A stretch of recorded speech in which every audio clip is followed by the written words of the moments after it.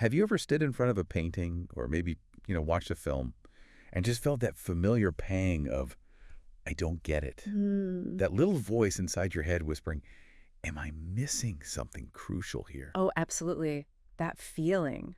Well, what if that feeling isn't a failure on your part or even on the art's part, but actually the art working exactly as intended? It's a really fascinating question, isn't it? One that really challenges our usual understanding of how we interact with creative works. Yeah. We're so often taught to find the meaning, to decipher the message the artist put in there. And that's our first instinct, usually, which makes this whole idea of art provoking meaning rather than just sort of delivering it. Yeah. So utterly fascinating, completely flips things. It really does. That's precisely what we're diving into today, the law of interpretive obscurity.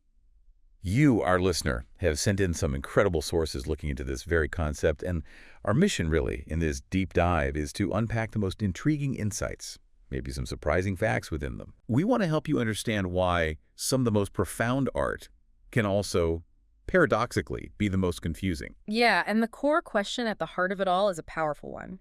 Art might look like it exists to convey something clear, a direct message. Right.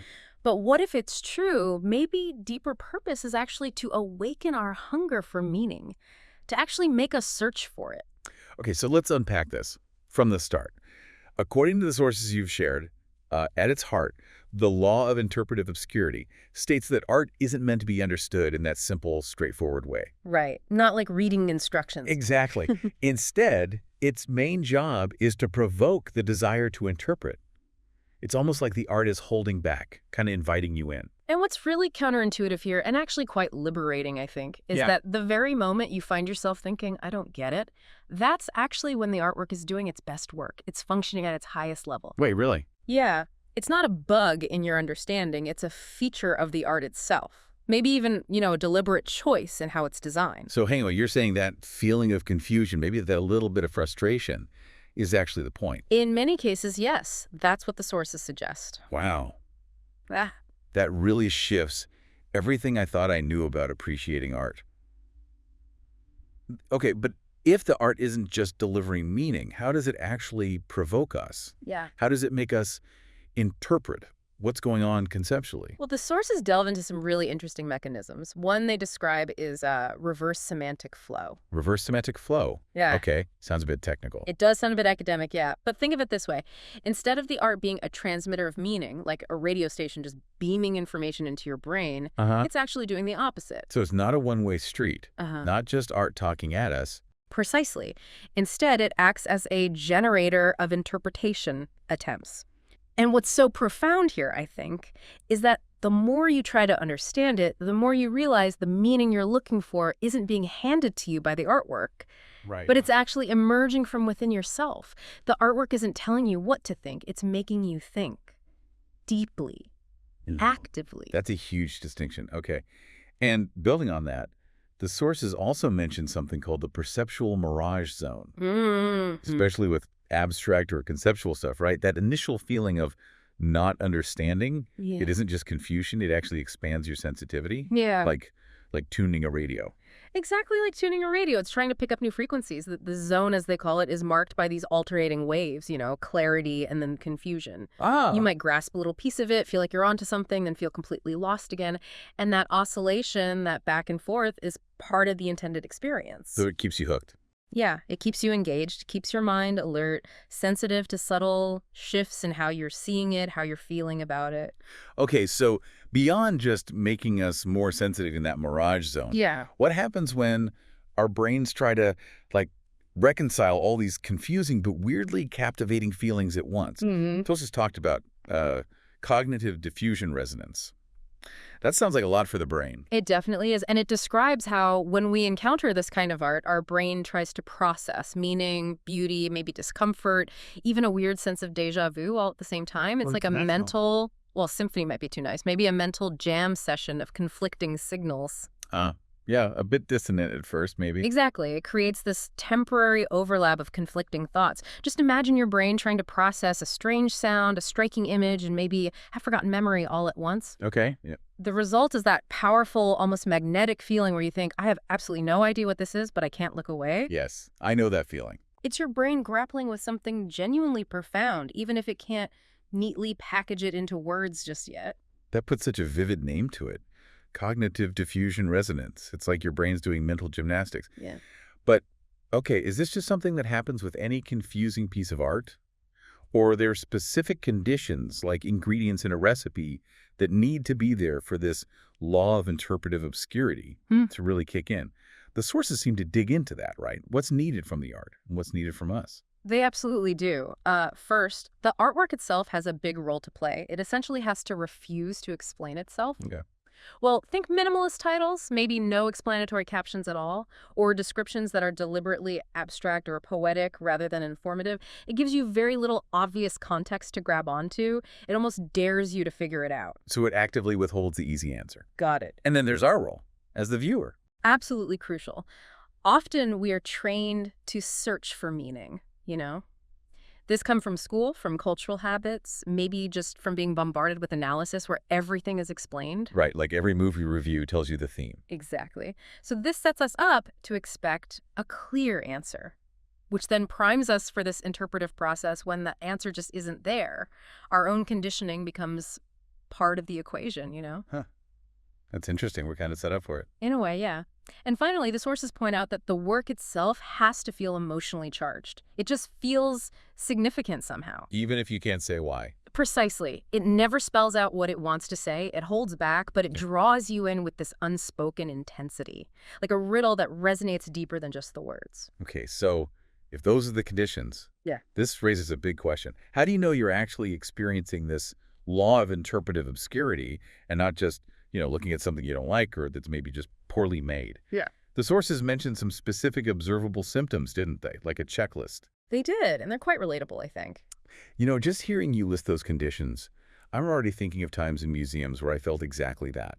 It's almost unsettling how well the sources describe it. So the first symptom they mention is that unstoppable gaze. You're standing there staring, maybe thinking, I don't get it. But you just can't stop looking. It's like a mental itch you have to scratch. It compels you to stay. And that leads right into the second one, the internal monologue. You catch yourself thinking, maybe even muttering under your breath, this is amazing, I think. Yes. It's that loop of uncertainty, that mix of confusion and maybe a profound sense of something, awe maybe, that signals your brain is really wrestling with it. Which naturally leads to the third symptom. Yeah. Just finding it hard to articulate, what you saw, what you felt. That common phrase comes out. It's hard to describe, but I liked it. Exactly. It clearly hit you somehow, but you're at a loss for words to explain why or what it meant to you in that moment. Yeah. And maybe the most telling symptom, the one that really proves the art is still working on you, is the lingering thought. Days, maybe weeks later, you suddenly remember the piece, and you think, what the hell was that? And then, crucially, you start reevaluating it, maybe seeing it differently in your mind's eye. The artwork keeps working long after you've walked away, still provoking that interpretation.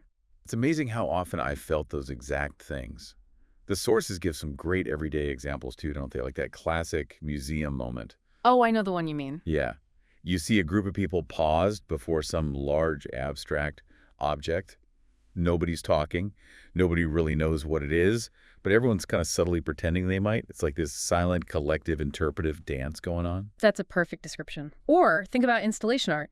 You walk into a whole room that just feels full of meaning. You can almost taste the significance in the air. Yeah. Yet nobody can point to where that meaning is actually written down or explained.